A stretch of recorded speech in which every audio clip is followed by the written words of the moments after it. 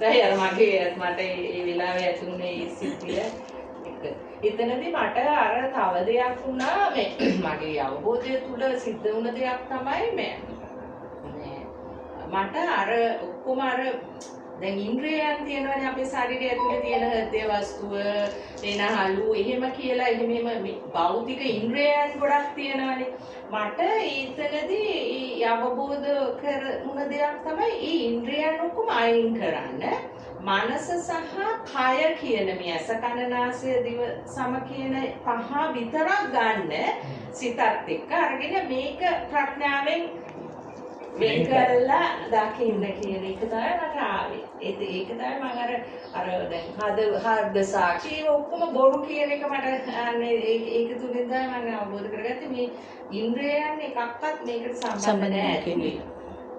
ඒ කියන්නේ මනස කියන එක මේ ඉන්ද්‍රියයන් හා සම්බන්ධ නැහැ කියන එක. මනස කියන එක ඒක ශක්ති ස්වභාවයක්. ඒක වෙනමම තියෙන එකක්.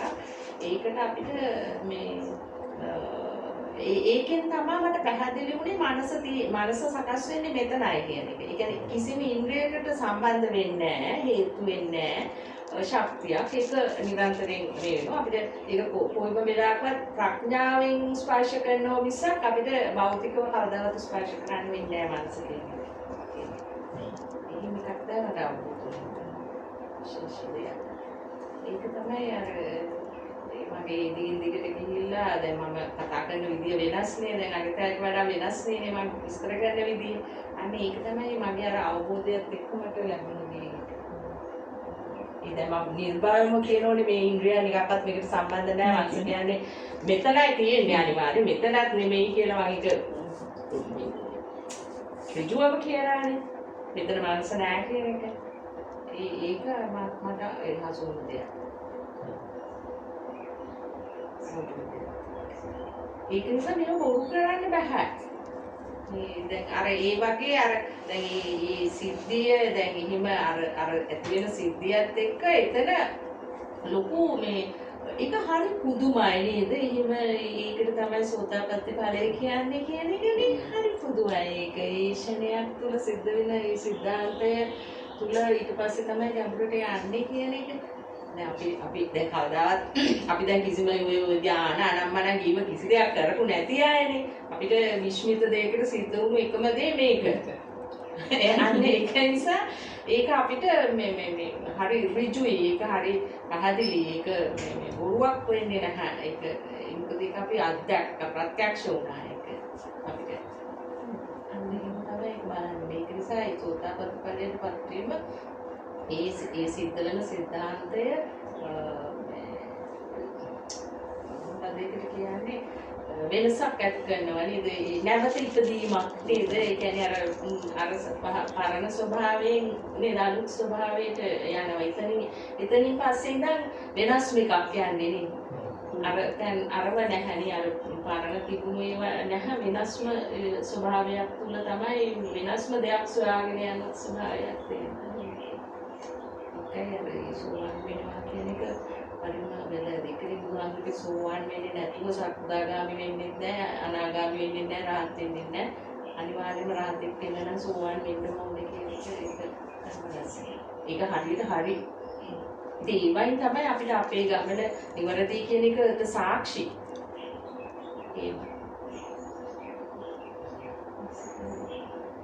ඒ කියන්නේ අර අලුත් මානයක් විවර වුණා වගේ එකක් නෙමෙයි. ඒ කියන්නේ සමහර කෙනා මනස විවර වුණා මනස විවර වුණා කියන්නේ දැන් මේ පාජනයක් වගේ තිබුණ එකක් අරුණා කියන එකක් නෙමෙයි.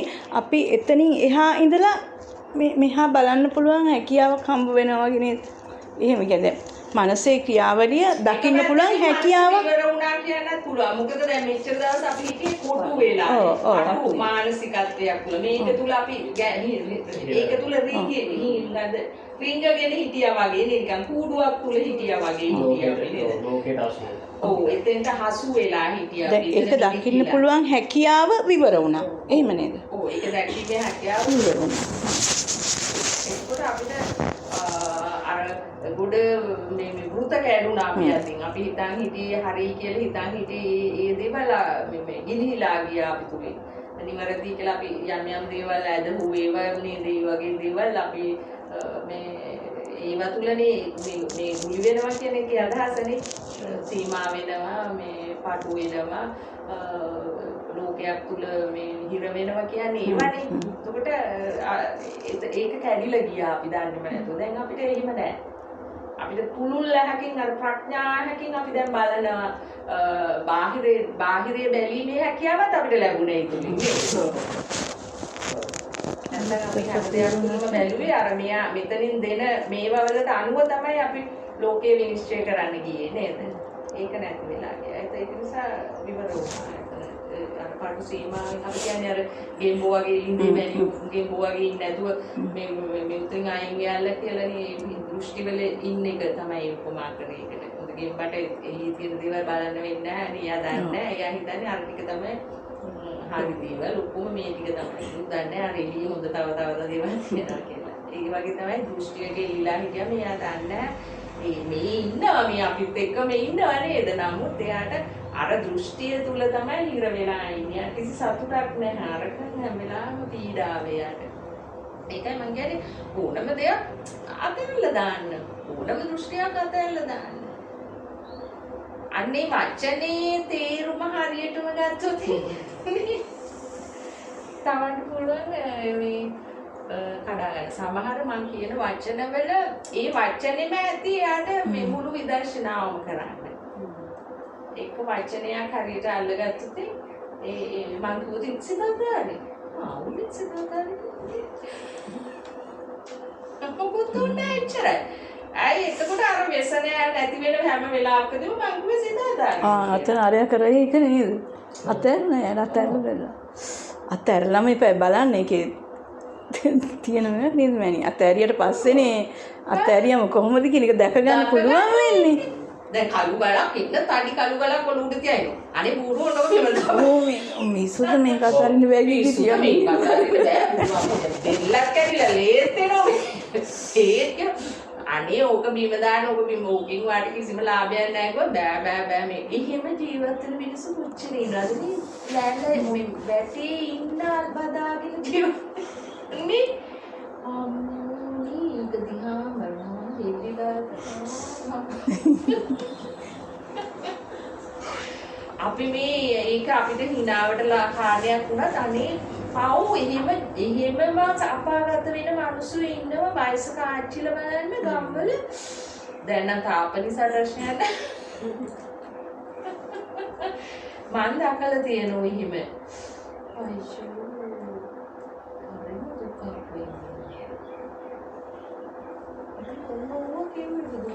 ඔන්න ඔය තැන්වලට යන්න ඕනේ මේ මිනිස්සුන්ට එතනින් ගැලවෙන්න නම් ඔන්න ඔය තැන්වලට මේ මිනිස්යාගේ අවධානය යොමු කරවන්න ඕනේ. නැත්නම් මිනිස්සු ගොඩ යන්න බැහැනේ. මේ මිනිස්සුන්ට කොච්චර කිව්වත් ඔය මේකද ඉනි වැටට රණ්ඩු වෙන්න එපා නේ කියන්නේ. ඒව වෙන්න එපා මේ උපාසකාපි කිව්වට වැඩක් නැහැ. ඒ වංශයට ඒක හට ගන්න දැන කිය දෙන්න. ඒ වංශය එතකොට හිතන්නේ මේව. එහෙම කොහොමද අරුන්ට දීලා මේ එතකොට ඉතින් මේක අපි ඉන්න වෙන්නේ නැහැ අපිට නේද? ඕක ඇවිල්ලා ඊගාට මේ විත්තියටම ගහයි වැට. අන්න ඉවරනේ. කටවහගෙන හිටියොත් කියලා අන්න ඒ වගේ ඉතින් මොකද ඇදුනේ සසරන්නේ. අපරාධ මිනිස්සු අපාගත වෙන්නේ. මේ වයසට ගිහිල්ලා අපාගත වෙන අය. ඉතින් ඒගොල්ලෝ දන්නේ අපාගත වෙනවා. ඒ වුණාට අපි දකිනවා ඒ චර්යාව තුල, යාගේ නැමියාව තුල, යාගේ ගතිය තුල.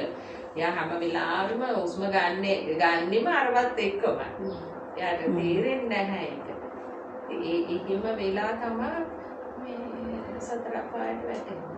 ඊට ප්‍රේත ලෝක වලට යන්නේ. සුදු අමෘත දුක්ගතියලට යන්නේ. ඒක මොකද උනේ? ලෝභය, ද්වේෂය, මෝහය තුල ජීවත් වුණා. ඒ නිසා දුක්ගතියට තමයි වැටුනේ. ඒ වයින් අයින් වෙන්න තමයි යන්නේ. එයා සුගතියට එනවා. ඊගාට සුගතියනොත් අත්මිදෙනවා. අන්න දුගතියෙන් සුගතියට එනවා. සුගතියෙන් අත්මිදෙනවා. ක්‍රමවේදය කොච්චර ලස්සන ක්‍රමවේදයක්ද බුදුහාමුදුරුවෝ කියලා. දුගතියට වැටෙන එක ඉස්සෙල්ලා නවත්තන්න. අන්න සෝවාන්. ආයෙත් සෝවාන් එකේ සුගතියක් තියෙනවා. ඒකත් අත් කරන්නේ. අන්න ඉස්සරහට යනවා. තවත් කෙලෙස් විතුරු ධර්මය යන. ඒකට සුගතියම තුල නිදහස්. ඒකට තියෙන්නේ අති ප්‍රබල ප්‍රඥාවක් එතන තියෙනවා. ඒ ස්වභාවය තුල කොතනකවත් සිත නතර නොවන ස්වභාවයක් තියෙනවා. ඒ කියන්නේ එතන බියසක සෝකේ මුළු දුරට නැති වෙලා ගිහිල්ලා. ඉතින් දැන් සුගතියම විදින්නේ අනාගාමී ස්වභාවය තුලනේ නේද? එතන ගාමත් සියුම් දැනක් එතන. ඒ කියන්නේ බියසක සෝකය නැත්තටම නැති වෙලා වගේ එතන ගොඩක් හොඳ තැනක් එතන. මේ ස්වභාවය. ගොඩක් හොඳ තැනක්. මේක ගොඩ හොඳට තේරෙන තැනක් එතන. උපාදාන ස්වභාවය හොඳටම තේරෙන තැනක්. ඊගොඩ උපාදානෙ නැති බව එතන. අනාගාමී උපාදානෙ නැහැ එතන. ඒ ස්වභාවය. විශිෂ්ට තැනක් එතන. එතනින් තමයි ඊටු පාඩුවල එතනදී අර බලන්න අර සංයෝජන ධර්ම 10 කියන එක ඒක හරි පැහැදිලි. දැන් අතන අවිද්‍යාවනේ උඩින්මනේ තියෙන මෙතන අවිද්‍යාව. ඒතකොට දැන් මේ මෙතන මේ කර්ම සිද්ධ වෙන්නේ නැති තැන මෙතන උපාදානයේ අර්ථනිදක් කියලා දුන්නා. ඒ කියන්නේ උපාදානයේ නැති වෙන්න මේකනේ නැති වෙන්නේ. මේක නැති වෙනවා. ඒතකොට උපාදානයේ නැති වෙන්න මෙයාට පවතින විදියක් නැහැ. මෙයා උදව් කරගෙන නැත්නම් මෙයාට පවතින විදියක් නැහැ. මෙයා ක්‍රියාත්මක වෙන්න එපායි. ඒතර මෙයාට ක්‍රියාත්මක වෙන්න බැරි වෙනකොට මෙයා එතනම ඒක කෙලස් නැති වෙලා යනවා. ඒතර මේක නැති වෙන්න මේක තමයි නැති වෙන්නේ. ඒතර මේක නැති වෙන්න එතන අර කර්ම සකස් වීම නැති වෙනවා. එතකොට මෙතන ස්වභාවය දැන් අනාගාමී කෙනෙකුගේ හරීම සහැල්ලු දැනක් නෙනේ. අය දැන් එයාට දැන් සංහා කෙලෙසුත් දැන් ලෝභය ද්වේෂය සම්පූර්ණයෙන්ම නැති වෙලා තියෙනවා. දැන් මෝහයේ තියෙන ඊටාමත්ම අල්ප කොටස දැන් අර මේ සංයෝජන ධර්ම ටික අපි එතන ඒ ටික මතක් කරගත්තොත් එතන අර උඩ පහම දැන් නැහැ දැන්. හරි කාමරාග පටික ස්වභාවය දැන් නැති. කාමරාග පටික ස්වභාවය හැම වෙලාවෙම තේරෙන්නේ උපාදානියත් එක්කගෙන තමයි අපිට ඒක හොයාගන්න පුළුවන්. ඒක උපාදාන කියන්නේ අපි සිතට තාමත් බිය නම් අපි දැන් අර ඔයා කිව්වා වගේ අර ප්ලෑන් කරන ඒවා තියෙනවා නම් අපිට ඒව වෙලා එහෙම හැදෙන ස්වභාවයක් තියෙනවානේ. ඒතකොට ඒ ස්වභාවයන් අඩු වෙන්න තමයි මේ උපාදානිය අඩුයි කියන අවබෝධය එන්නේ අපිට. උපාදානය අඩු වෙනකොට සැනසීම වැඩි. ලැබෙන සැනසීම වැඩි එතන. ඒ සැනසීම බොහෝ වෙලාවක් තියෙන සැනසීමක් බවට පත් වෙනවා අර. ඒ බුදුරජාණන් ගිහිල්ලා නේද ඒක. ඒ තුල වියසක සෝකයක් වෙන්නේ නැහැ. එතනදී ප්‍රශ්නයක් නැහැ. ඒ කියන්නේ ලෝකයේ තුල නැහැ වගේ දැනෙනවා. එහෙනම් ලෝකෝත්තර වෙලා වගේ එහෙම තේරෙනවා. ඇත්තටම එතනදී මේ සත්පුද්ගල ස්වභාවයෙන් නැහැ ඇත්තට මෙතන. එතන හරි සුන්දර තැනක් ඒ ස්වභාවය. අනාගාමී ස්වභාවය කියන එක වටිනවා කියලා.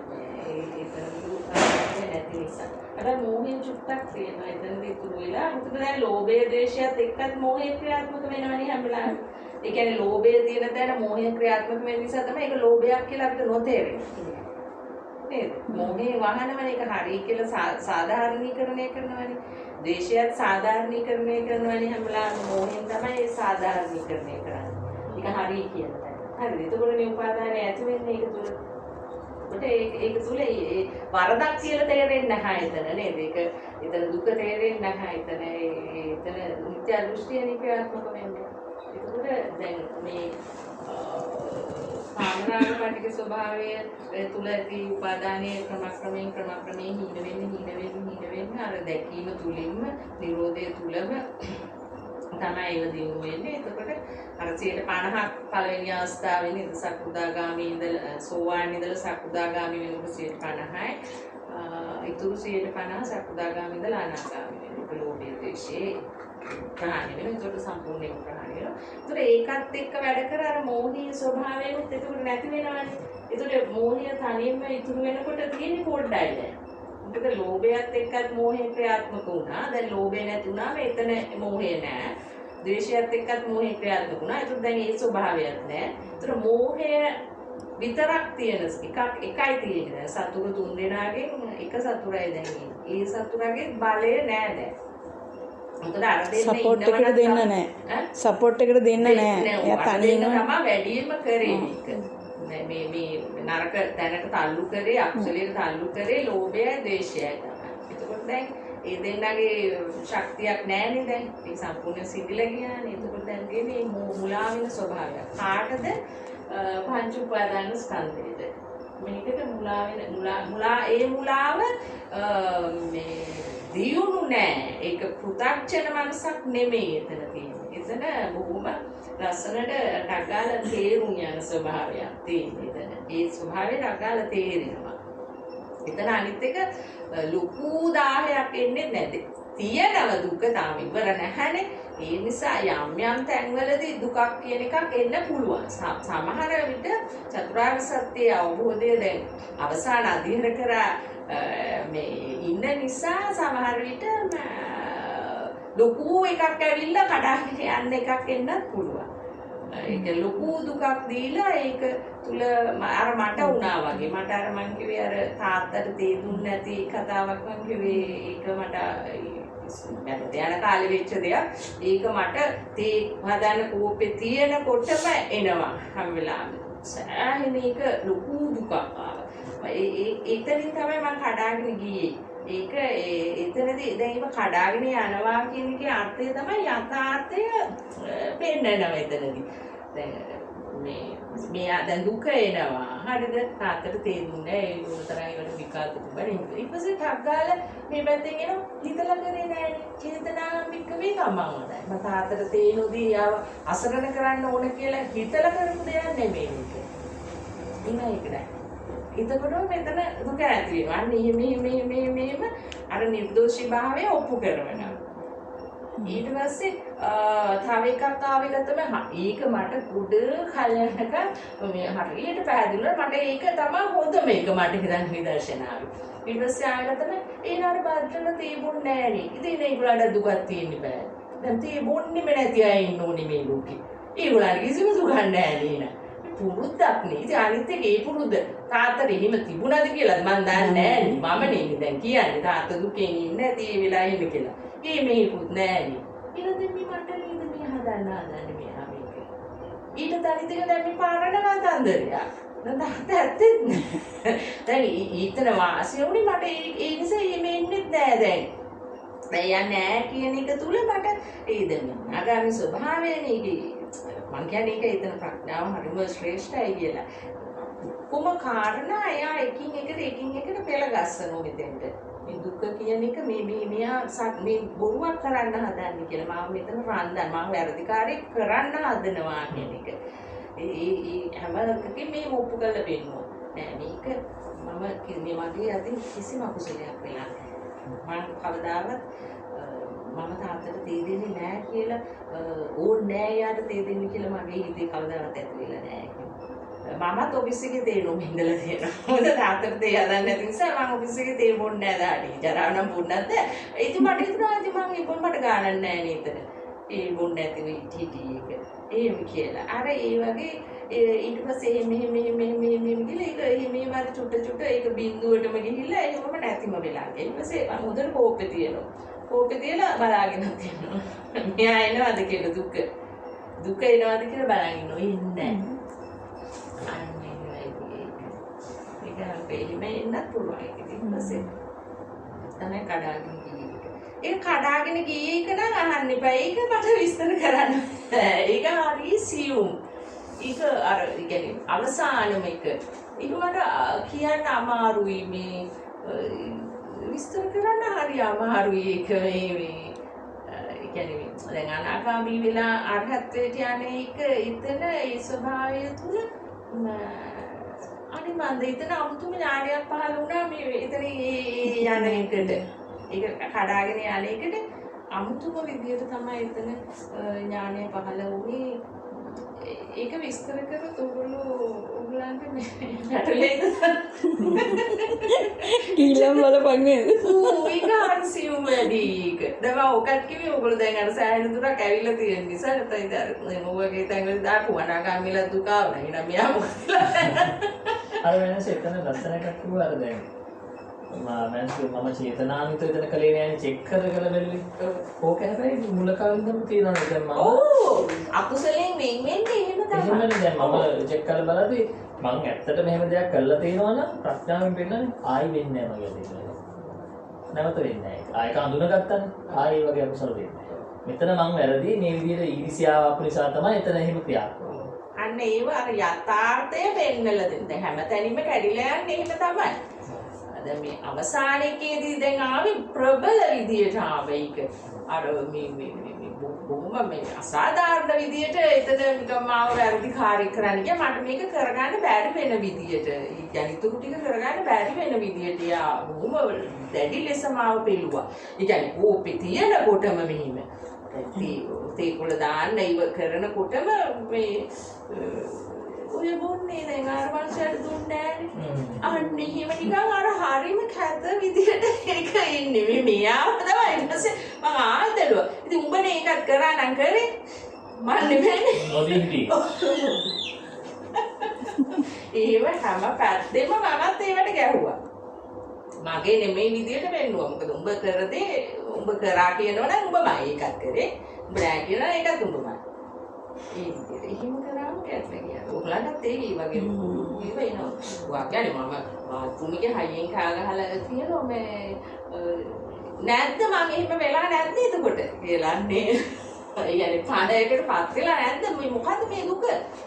අනේ මොකද්ද මේ? නැත්තම් කියන්න නෑ කියලා. ඒක නෑ කියන්නේ. ඒව තිබිලා නෑ හරි.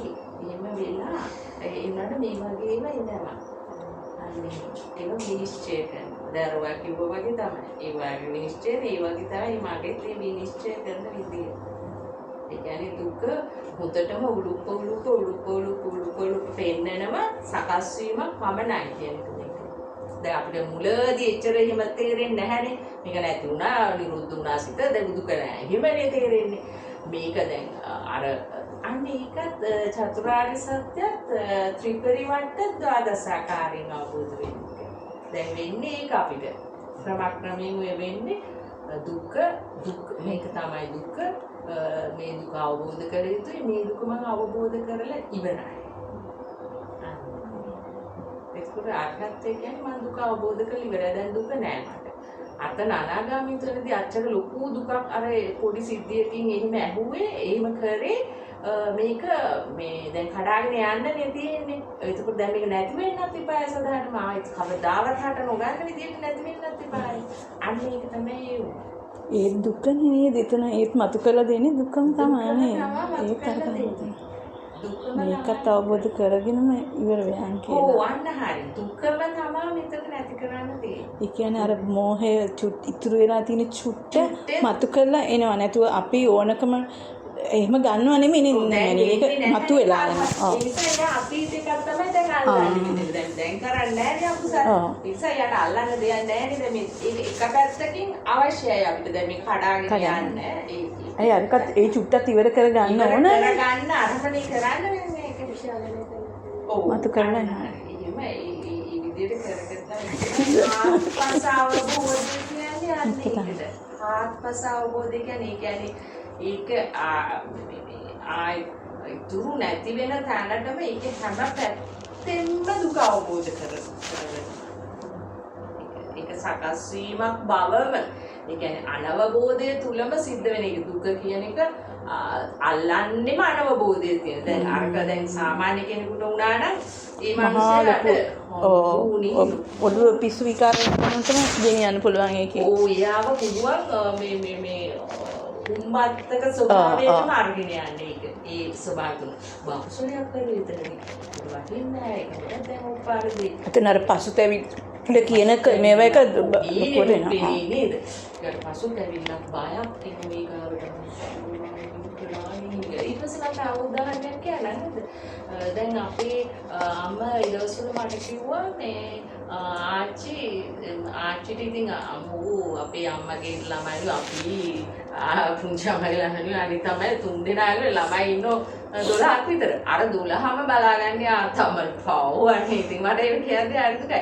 ඉතින් දවසක් මේ පුංචි පූස් පැටව වගේක් හිටියලු. එතකොට ආතමට සිහිය නැහැ ඉතින්. හොඳ සිහිය නැහැ. ඉතින් ළමයි බලාගන්න දෙනවා. අම්මලා අපි නම් යවන්නේ නැහැලු බලාගන්න. එතකොට ආච්චම්මා යතින් අර ඉස්සර තිබුණානේ අර පිස් පෝච්චි කියලා අර මේ වයස ගානේ එළියට යන්න අමාරු නිසා අර එළියනේ තියෙන්නේ මේ ටොයිලට්ස් තියෙන්නේ එළියනේ ඒ නිසා රැට ඒගොල්ලෝ පාවිච්චි කරන්නේ ඒක තමයි නාතම පාවිච්චි කරපු එකක්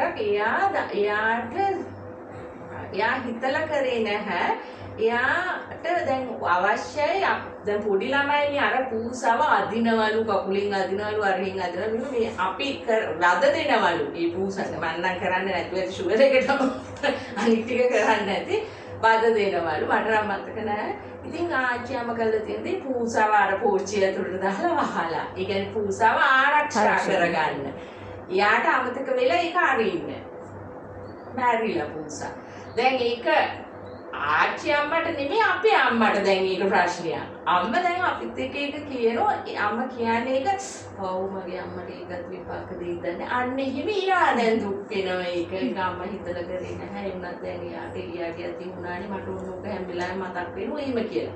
දැන් මට ඒ කාර්ය දන්නේ නැහැ නේ. ඉතින් මෙයාට දැන් උත්තරයක් දෙන්න ඒකට. ඉතින් මම ඉතින් කිව්වා ඕනි ඇත්තද ඉතින් එහෙම කියලා අර නිකන් එයාගේ හිත සරසන්න කිව්වේ ඉතින් මට දන්නේ නැහැ ඒවට මට දැන් තමයි චේතනා අම්බික්කවේ කම්මන් ගදා මේ දුක්ඛ කිව්වේ ඇත්තටම මේ උනේ එයා නිදහස් එකකින් එයා චේතනාවකින් නෙමෙයි ඒක කරේ එයා ප්‍රාණඝාතයට අයිති වෙන්නේ නැහැ ඉතින් මට ඒක ඒ දවස්වල අම්මට කියන්න තෝරලා දෙන්න තේරුන්නේ නැහැ ඒක හැම කර්මයක්ම එහෙම ඒ සිද්ධ වෙ දැන් අපි අතින් ඕන තරම් සත්තු මැරෙන්න පුළුවන් නේද අපි චේතනාවක් නැහැ අපි ඒ වුණත් අපිට ඉන්න වෙන්නේ නැහැ මේකේ ඒ මොහොතම කිව්වනේ නේද දැන් අර මේ කොස්සක් අරගෙන යනවලුනේ අර කවුද එක කොටසක් ආගම් කොටසන්නේ මේ පාරේ යනකොට පිහදම යනවලු මේ කූඹි මැරේ සත්තු මැරේ කියලා පිහදම තමයි පිහදාන කොටස විතරයි උන් යන්නේ කුස්ස ගෑන මැරෙන්නේ මර යන්න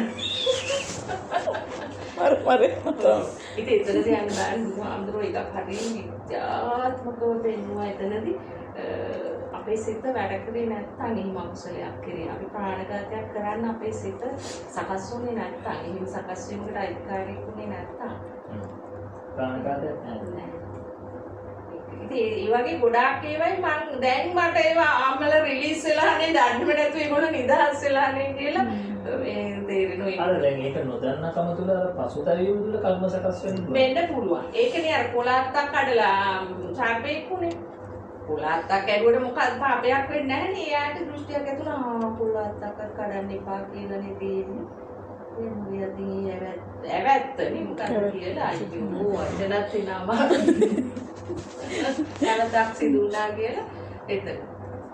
ඉතින් ඒකයි අර ඒ සිතට වඩා හැමිලා ප්‍රඥාව බලවත් වෙන්න ඕන. යථාර්ථය දකින හැකියාව බලවත් වෙන්න. ඒක බලවත් වුණාම මෙයාට බෑ අපි මේ නොකරපු අකුසල වලට අරගෙන යන්න. කෙනෙක් හදන්න බෑ. ප්‍රඥාව ප්‍රබල වෙන්න එපා ඒකට ඉතින්.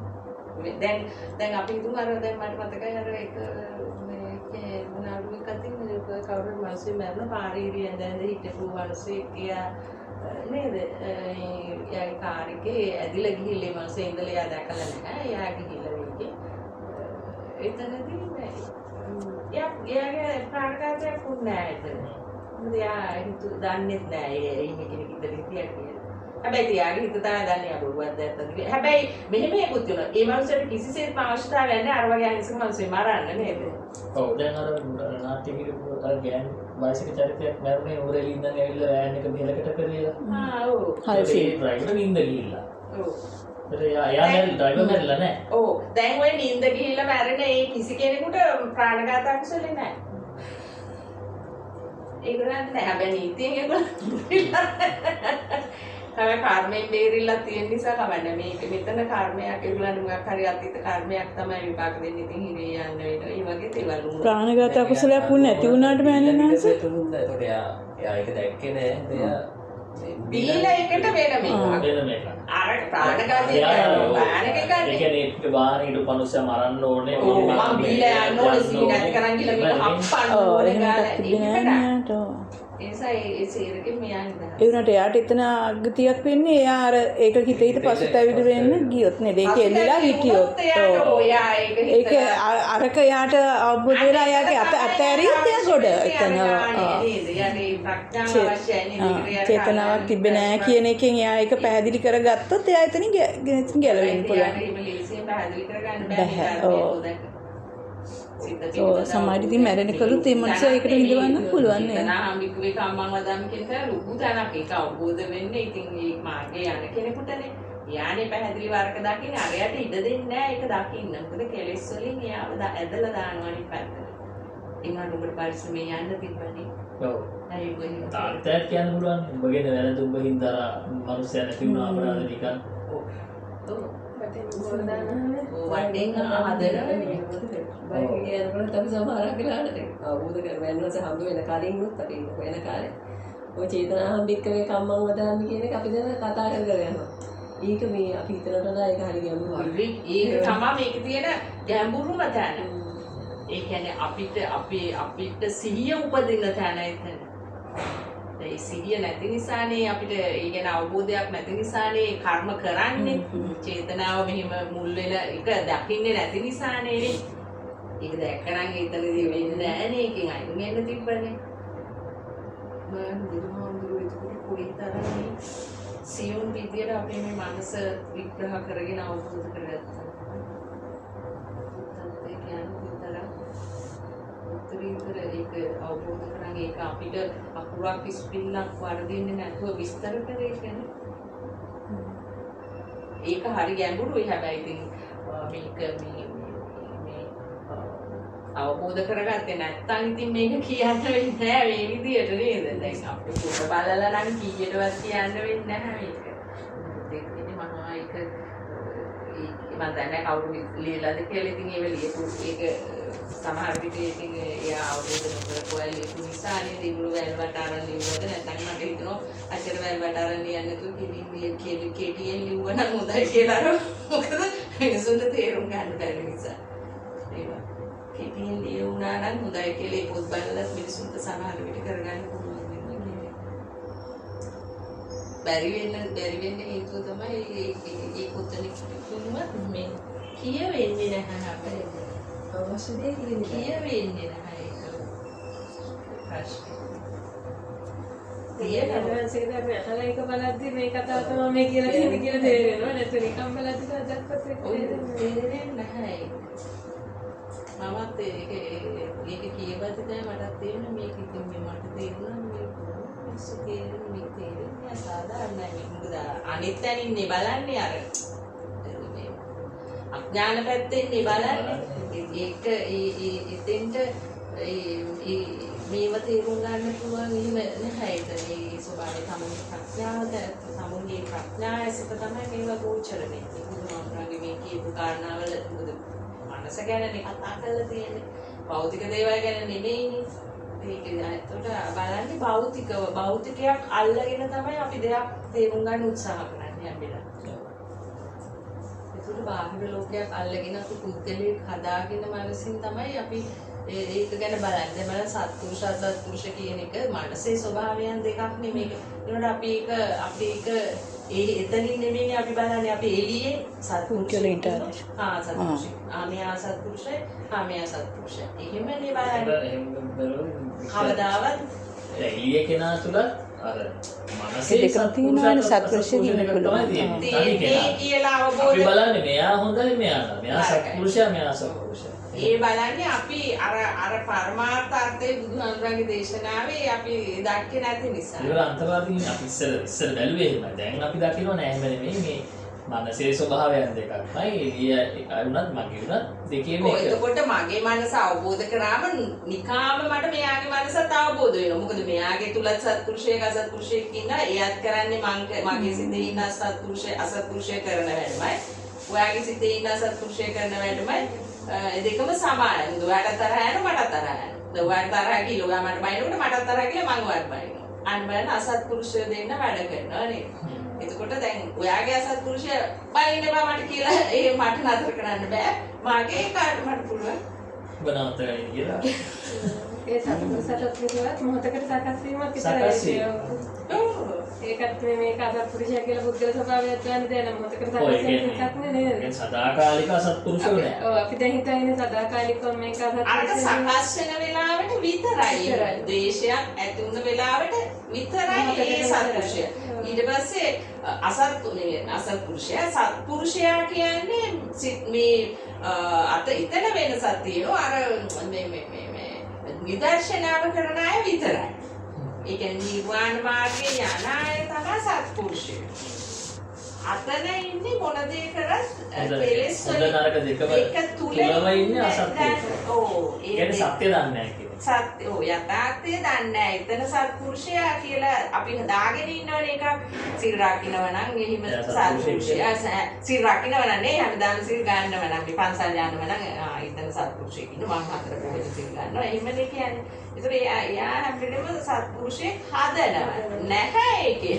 බාහිරවත් අභ්‍යන්තරවත් එහෙම නැහැ. ඔව් ඒ මොකද අතෙන්ට ගියොත් අන්න සත්පුරුෂයෙක් ඉන්නවා. සත්පුරුෂයා කියන තැන සත්‍ය විතරමයි තියෙන්නේ. එතන යථාර්ථය විතරමයි. අසත්පුරුෂයා කියන තැන ඔය දෙකම අන්ත දෙකම තියෙනවා. ඔය අන්ත දෙක තුල දෝලණය වීමක් තියෙනවා. ඒකට තමයි අපි සත්පුරුෂ අසත්පුරුෂ කියලා කියන්නේ. පන්සල් යන එක්කෙන සත්පුරුෂයා ඔය එක්කෙන අසත්පුරුෂයා. අර පුද්ගල දෘෂ්ටියක් තියෙනවා. පුද්ගල දෘෂ්ටිය ඇත්තටම සත්පුරුෂ භාවය කියන්නේ අන්ත දෙකෙන්ම මිදීම. මිදීම තමයි මෙතන සත්පුරුෂ භාවය කියන්නේ. ඒකට පින්පව් දෙකෙන්ම අයින් වීම තමයි කුසලයේ කියන්නේ මෙතනදී. අන්ත දෙකම තියෙනවා අරක තුල. අනේ ඒ ටිකත් අවබෝධ වෙන්නේ මේ විදර්ශනාව කරොත් තමයි. නැත්නම් අපි අර පින්පව් දෙක ළඟ අතරමං වෙනව නේද? ඒකනේ කුසල් කියලා කියන්නේ. පින් කුසල් පව් අකුසල් කියලානේ හැදුවේ. හදන් තියෙන්නේ. ඒක නිසා තමයි අපිට මේ හරියටම දෙන්නේ කුසලයේ කියන්නේ කෞශල්‍ය. ඒ කියන්නේ කුසලතාවය හැකියාව. සිත අතහැරීම නැති හැකියාව. ඔව්. ඉතින් බුදුහාමුදුරුවෝ ඒකනේ අර කිං සච්ච ගවේෂී කිං කුසල ගවේෂී කියලා නේද? හෙව්වා බුදුහාමුදුරුවෝ. මොකද්ද කුසලයේ කියන්නේ හරියටම? ඉතින් බුදුහාමුදුරුවෝ කිව්වේ මේ දෙකෙන් අයින් වුණ දැන කුසලයේ. ඒක තමයි දක්ෂතාවය. ඔව් නිරෝධය. තුලයි මේ කුසලයේ තියෙන්නේ. ඒක තමයි අපිට අවබෝධ වෙන්න ඕන. අපි අර අතහැරීම තුලින් තමයි අපිට අවබෝධ වෙන්නේ. දැන් අපි අන්ත දෙකේ හිටියොත් අපිට මේක අවබෝධ වෙන්නේ නැහැ. කුසලයේ කියන්නේ මොකක්ද කියන්නේ. ඒ වගේ අන්න එතනත් වරද්දන මේ තියෙන්නේ අපේ. නිසා එතනින් ගැලවීම. ඊගාට හැම සූත්‍රයකින්ම බුදුහාමුදුරුවෝගේ ඒම් එක නිවන. අවසාන ඉලක්කය නිවන. එතකොට බුදුහාමුදුරුවෝ ඉන්නේ හා තැනක ඉන්න කිව්වේ නෑ අපිට. ඒකට අපි ඉන්නේම අම්බිලායෙන් ඉන්නේ නැහැ. අන්තවල ඉන්නේ අපි අම්බිලාම අන්ත දෙකෙන් නිදහස් වෙනවා කියන්නේ අන්න ඒක. ඒක තේරෙනවා. විදර්ශනාව කියලා විදර්ශනාව නොකර සිත පිළිබඳව හරියටම අවබෝධ කරගන්නේ නැතුව අපිට මේකට එන්න බෑ. අපිට සත්පුරුෂයෙක් වෙන්න බෑ. හරියටම මේ අන්ත දෙකෙන් අයින් වුණ තැන මේ කියන සියලු කාරණා තියෙන්නේ කියන තැන ස්පර්ශ වුණොත් තමයි අර ස්පර්ශ වෙන්න ඕන තමයි එතන ප්‍රඥා ඇසින්. අතන හැම වෙලාවෙම කෙනෙක් ඉන්නවා. අන්ත දෙක තුල හැම වෙලාවෙම කෙනෙක් ඉන්නා බවත් එතන ඒක තමයි අවබෝධ වෙන්නේ. කෙනෙක් ඉන්නවා කියන එකට සාක්ෂිය තමයි දුක, පීඩාව, නොසන්සුන්කම, චංචල බව, හරි නෑ බව, අන්න ඒවත් එක්ක එන ස්වභාවය. ඒවා තුල කෙනෙක් අන්න ඒකට තමයි මේ කෙනෙක් කියලා කියන්නේ. එතකොට ඒවා තුළ ඉන්නකොට ඒක නැති කරගන්න නොයෙකුත් දේවල් කරන්න පෙළඹෙනවා.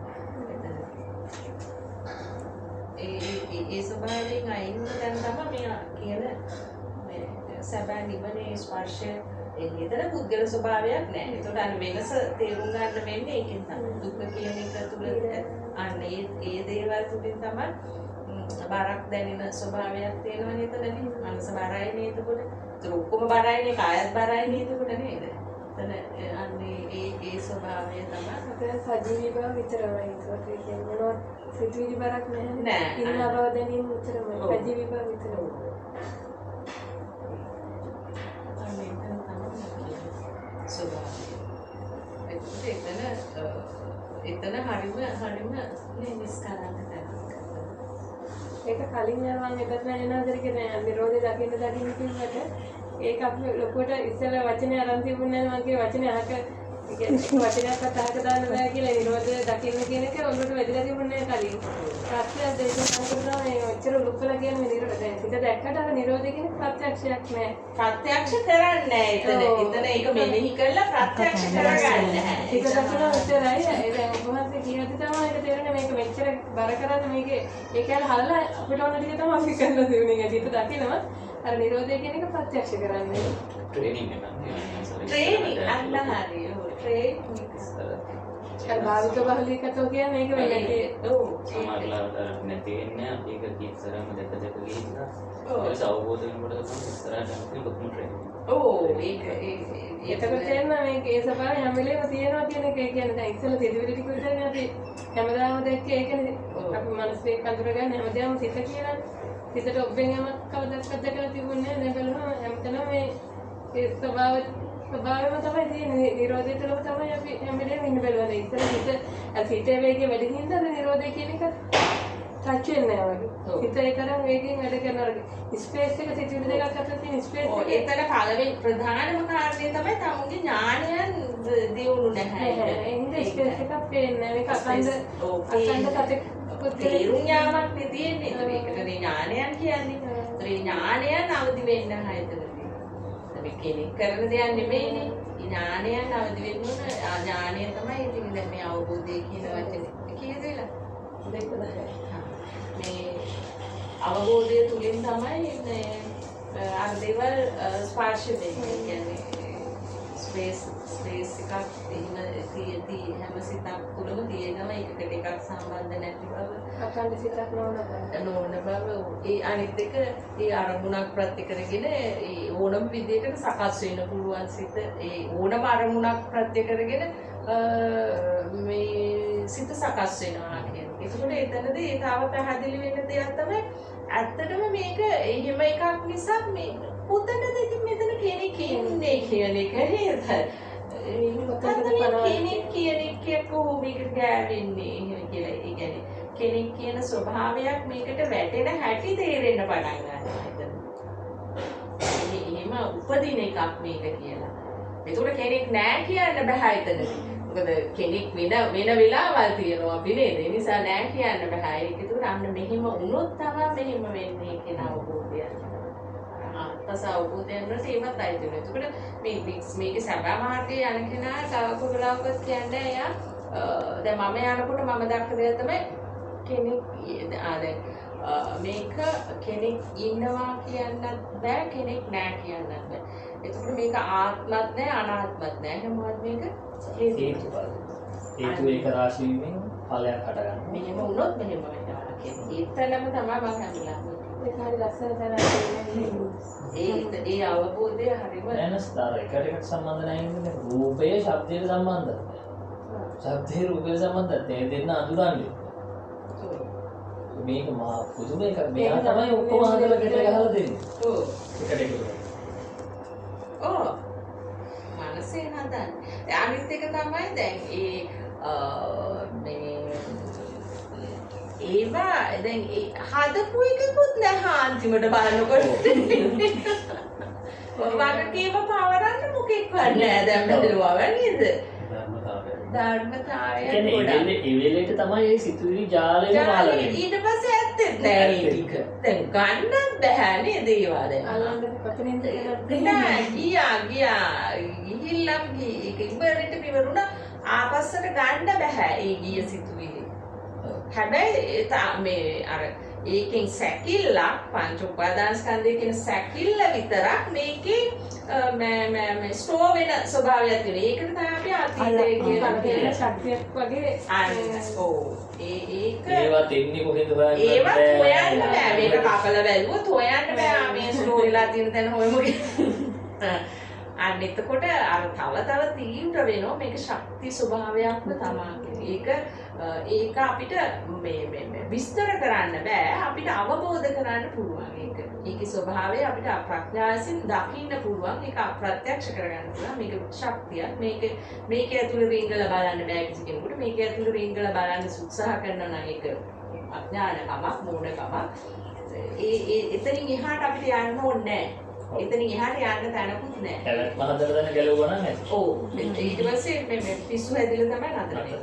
අරක හොයන්නේ.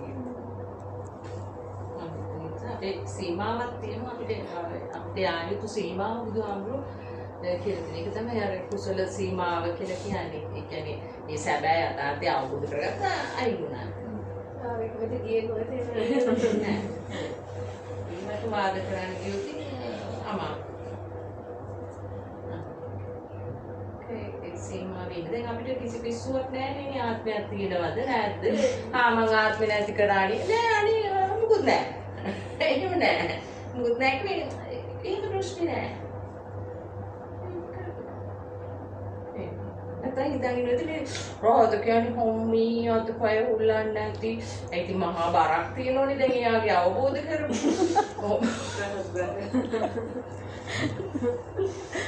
දැන් ඒක දරාගෙන ඉන්නව ඇති. එහෙම නෑ. ඒව නැතිකමමයි අවබෝධය. එතකොට හැබැයි යාගෙන් මොනවා හරි ඇහුවොත් එයාගේ අම්මෝ එයාගේ ගැඹුරු තැනින් දේවල් ඔයගලන්ට කඳුළු පනින්න. නේ ආන්නේ නැත්තම් නෑ. අනේ මොකද දන්න.